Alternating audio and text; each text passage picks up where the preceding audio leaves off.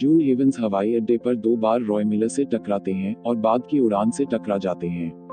CIA agent John Fitzgerald, यह मानते हुए कि वह रॉय के साथ काम करती है, उसे वापस विमान में बिठा देता है।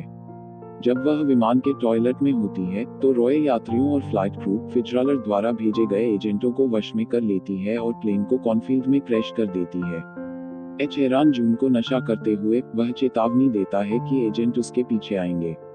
घर पर जागते हुए जून अपनी बहन अप्रैल की शादी की तैयारी करती है और जानती है कि वह अपने पिता की 1966.1 GTO ट्राई पावर को बेचना चाहती है, जिसे जून ने शादी के तोहफे के रूप में बहाल करने की योजना बनाई थी। उसे फिट्जगेराल्ड और उसके एजेंटों द्वारा उठाया गया है।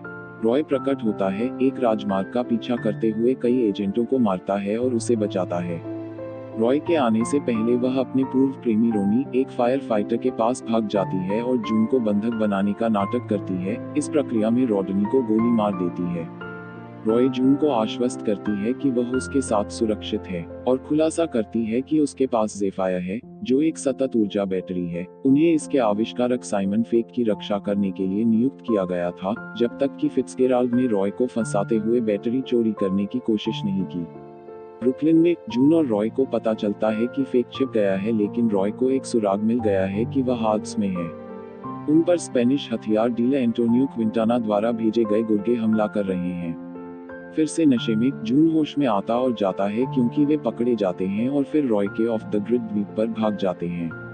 अपनी बहन के एक कॉल को स्वीकार करते हुए जून गलती से क्विंटाना के आदमियों को ठिकाने पर ले जाती है।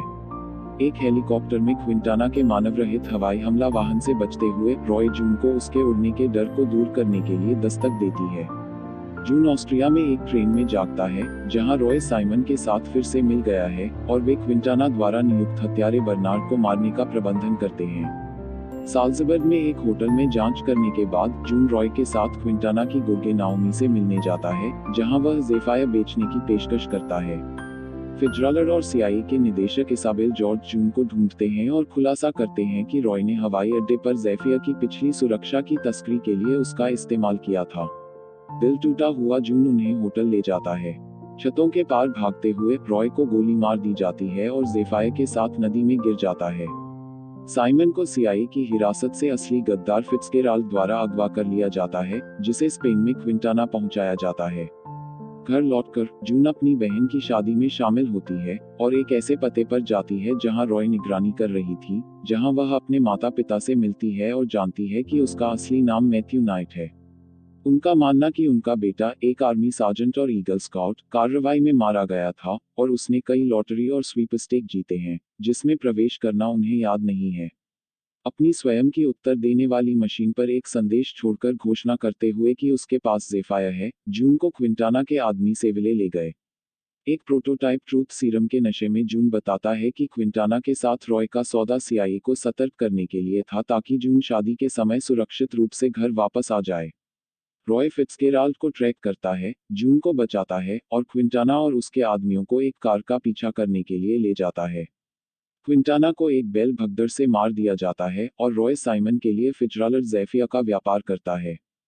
फिट्जगेराल्ड वैसे भी साइमन पर गोली चलाता है, लेकिन रॉय गोली ले लेता है। साइमन ने खुलासा किया कि बैटरी अस्थिर है और यह फट जाती है, जिससे फिट्जगेराल्ड की मौत हो जाती है।